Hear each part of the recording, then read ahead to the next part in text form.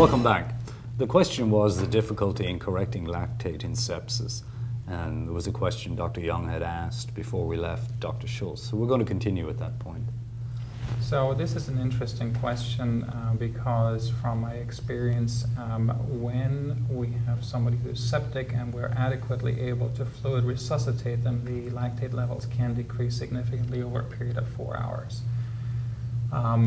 With respect to the lactic acid in general, I would put in the caveat that when somebody's on metformin, they can have a lactic acidosis, or when they have hepatic disease, cirrhosis, hemochromatosis, anything of that nature.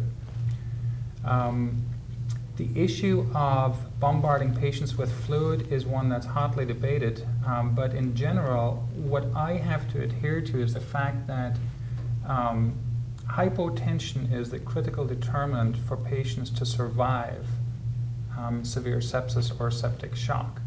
And for every half hour that a patient is hypotensive, we drop or increase our mortality by about 7.5%. So it really is of utmost importance that we get fluids on board rapidly, and then the antibiotics with the same amount of time in there, because that's the second most critical determinant for patients to survive sepsis. Okay. From patients coming into the ER to you, do you see a lack of treatment or maybe a lack of awareness among the EMS community? Yes, but it also happens among the emergency room personnel as well. So echoing on what Alex just said, recognizing that the patient is sick is the most important thing. So having lactate available fairly quickly, either from our lab or from the field, will get everyone moving along, just like we do for a stroke or an MI, to fast track these patients into getting antibiotics within an hour, getting a liter of fluid on within the first hour, getting a second IV, getting ready to use pressors if we need to. And again, it's easy when it's easy. If the patient's already hypotensive, you know what to do. But the patient who has a high lactate, getting the fluids on board and getting them resuscitated before they crash is a key indicator, because, as Alex just said, if we can keep them from getting hypotensive, they will do better. The other part about hypotension is that the fluids should be infused quickly with a pressure bag, otherwise we're not doing it fast enough. And if the patient does need to be tubed, I prefer the patient to be on a vent and get through sepsis that way than not to be adequately resuscitated by the time they get to the hospital or even within the hospital. So the issue of bombarding patients with fluid is absolutely correct. We don't want to put patients into heart failure, but we also don't want them to die from sepsis. And there is, there's a way of us bridging that gap by using a ventilator, diuresing if necessary. We can do a lot of things, but if we don't get them fluid resuscitated off the bat, then we're already behind. And that's something I think that has been traditionally taught to EMS providers, that they're very, very timid with fluids.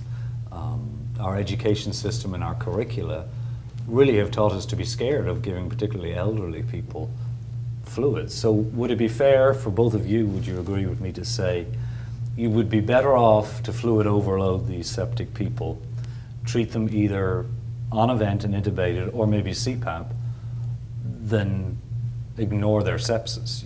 Sure. I think we gotta, I hope we're not confusing people. There really are two entities here. Trauma and sepsis are two different entities.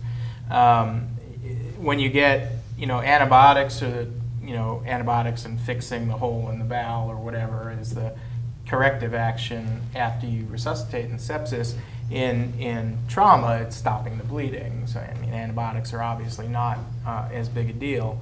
And then, we don't want to make it too complicated in the actively bleeding patient, because what we've learned from Iraq and Afghanistan is that they have very good data to say that even if the lactate is high, if you have something actively bleeding, you really don't want to get their mean arterial pressures up much above 60 until you can get control of the bleeding. It's something that's very difficult for us to deal with, but there's fairly good data out there. Not to be flippant about it, but I tell my residents that, this is why God made ventilators. You know, if they, or the other thing I say is it's not the last DT tube in the hospital. We don't have to save it for somebody. So nobody likes to bomb patients with fluid more than surgeons. So I really think erring on the side, it is far better to be normotensive.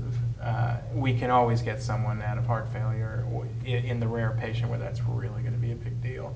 It's going to be much better to get them resuscitated, save their kidneys so they don't get another organ failure.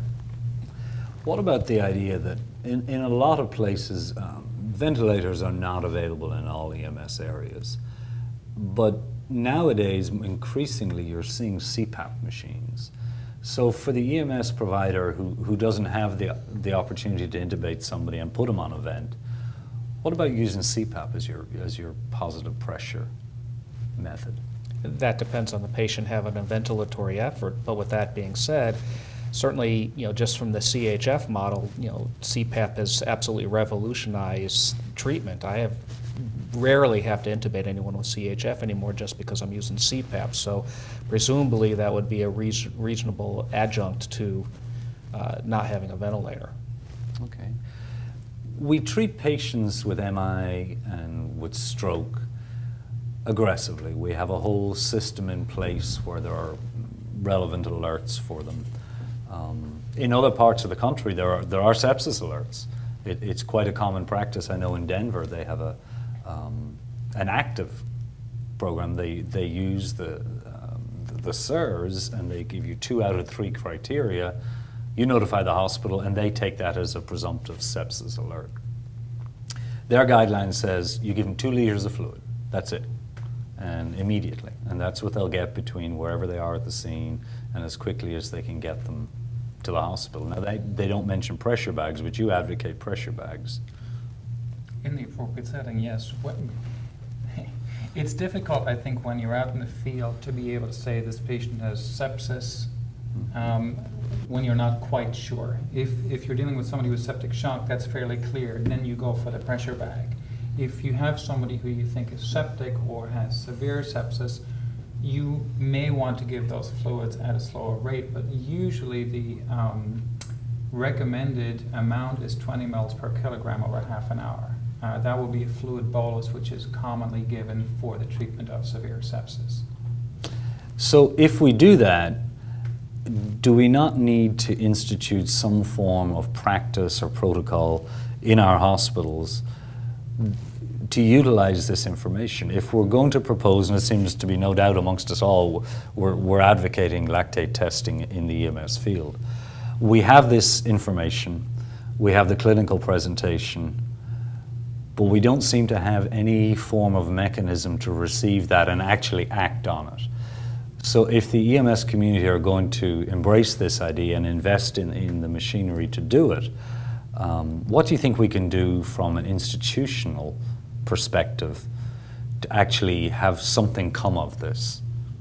Have something actually changed when the patient arrives in the ER? Something maybe like we do trauma alerts, we do STEMI alerts. What about the idea of actually having a sepsis alert? What's your thoughts on that? Well, it's been done in other parts of the country, and it seems to make a difference. I mean, patients do better. Their lactic acid actually drops from the field testing to the ER, which presumably means that it is making a difference. And from the studies I've seen, it looks like the mortality is better on patients who get aggressive treatment early. So certainly I think a concept of a sepsis alert and having everyone ready to go when the patient gets to the ER is a very reasonable one. We're already used to it. We have lots of other patients that we have alerts on. There were some studies published on this. There was one done in Detroit in 2001, and using this type of a pre-alert system, adequately hydrating these people, they felt that they had increased or decreased their mortality by up to 40%. And they felt the key to that was getting on these patients early, these cryptic septic people, the people who don't present, obviously, oh my gosh, she's really, really sick. And they felt well documented, able to do about 40% in the mortality of these patients who would normally in their hospitals have died. Do you think that's a reasonable achievement, a reasonable goal that we could around here aim for? So, a question that's probably going to take a little bit of time to answer. What we'll do right now is we'll take a break and we'll come back with the answer to that question.